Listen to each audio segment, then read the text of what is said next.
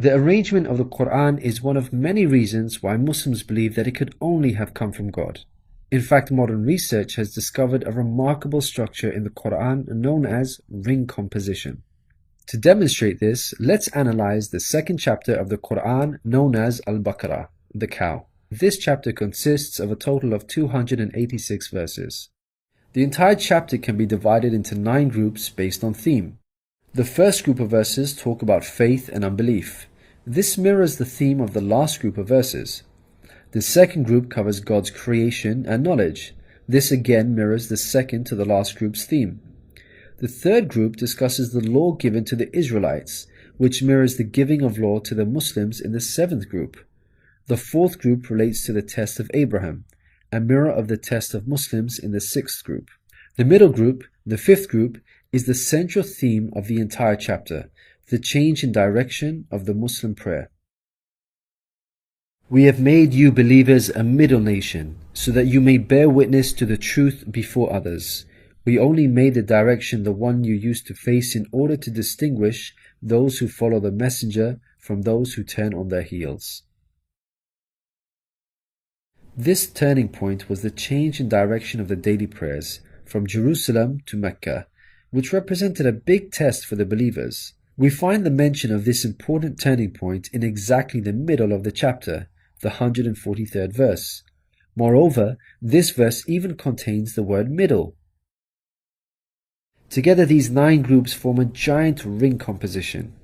As you can see, ring composition is structured as a sort of circle, with the central meaning placed at the center.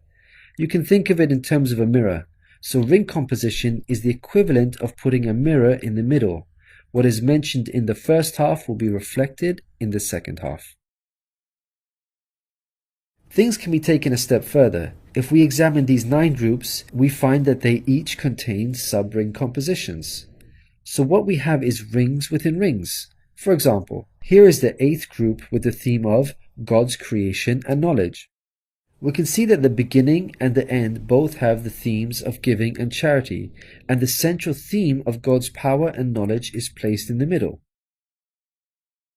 Things can be taken further still.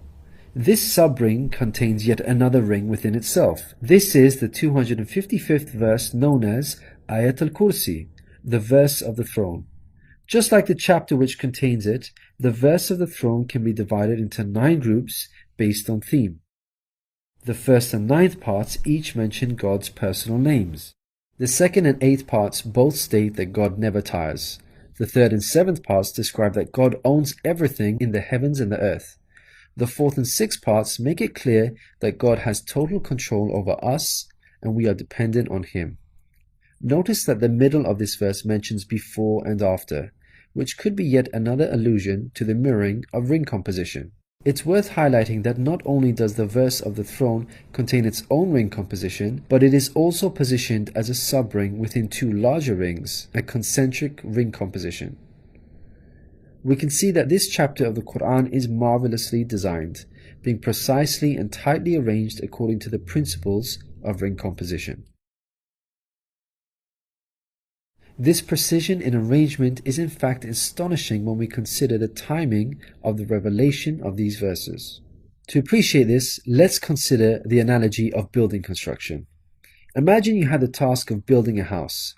Rather than waiting until you receive all of the materials and then drawing up a carefully thought out design plan, you instead decide to proceed without complete knowledge of the constituent parts, constructing it piecemeal, adding to it bit by bit as and when you receive the individual materials. What are the chances that this approach will result in a well-constructed house? Unlike an organized approach where each part is placed in its best possible position according to a design plan, instead you have a situation where it seems each part is placed arbitrarily, depending on the order in which the parts were received. In such circumstances, you would most likely end up with a very poorly designed house, liable to collapse at any time. It is highly unlikely, perhaps even impossible, that this disorganized approach would end up with the same stunningly designed house as an organized approach. Yet this is exactly what we find with the Quran's structure. The builder in our example is the Prophet Muhammad, peace be upon him. The house that he began to build since its first verses were revealed to him is the Quran. The rooms and bricks in our construction example are its chapters and verses. He can never have a design plan in place for the Quran because the revelation of many of its verses depended on events that were out of his control, such as the social developments and challenges that he faced throughout his prophethood. For example, believers would come up to him and question him on a particular matter, or his enemies would challenge him. The responses in the form of revelation would then descend on him, addressing the specific situation that he was facing. How could Muhammad have devised such an intricate plan when he could not predict the events that would dictate the revelation of verses? Such an arrangement would have to be planned in advance, but this was not possible due to these events being out of his control. What this demonstrates is that the author was someone who could predict the future.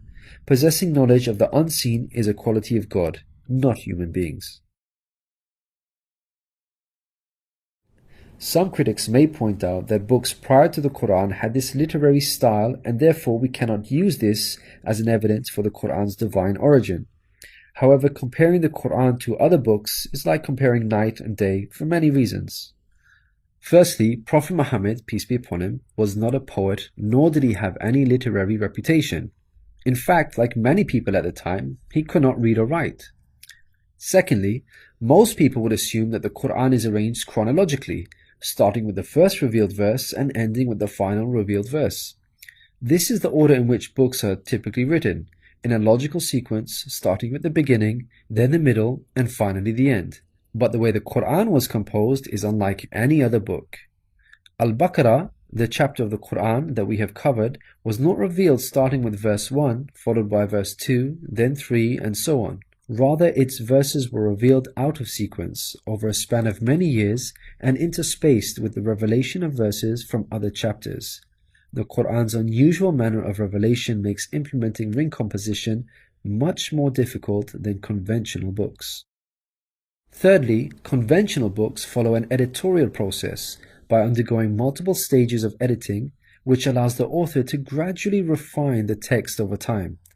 However, the Quran did not undergo an editorial process. Prophet Muhammad, peace be upon him, would place the verses in their positions as soon as they were revealed to him. With each new verse, he would not go off and review what had been previously revealed to see where he can position them in order to maintain a ring structure. Rather, spontaneous revelation was immediately followed by the placement of the verse, its position fixed. When we look at the history of the Quran's compilation, there is not a single instance of a verse being moved around in order to make it fit a ring composition. Fourthly, achieving ring composition in conventional books is much more feasible as the author has complete control over the content, allowing them to plan their structure ahead of time. As we've already seen with the Quran, its content was circumstantial as it was tied to events that were out of the control of the Prophet Muhammad, peace be upon him, and therefore he could not plan a structure ahead of time. Fifthly, the Quran was first revealed as an oral recitation, not in written format. With written books, you can easily plan a structure because you can quickly and conveniently refer back to what you have written previously. But with a recited text like the Quran, the Prophet Muhammad, peace be upon him, would have had to rely on his memory in order to recall what was previously revealed, a much greater challenge. In light of all these difficult circumstances, wouldn't you expect the Quran's structure to be jumbled? What we find against all odds, however, is that the Quran contains a remarkably sophisticated structure. The circumstances of the Quran's revelation, together with its precision and harmony, represent a compelling argument for its divine origin. Your companion is neither astray nor being misled, nor does he say anything of his own desire. It is no less than inspiration sent down to him. He was taught by one mighty in power.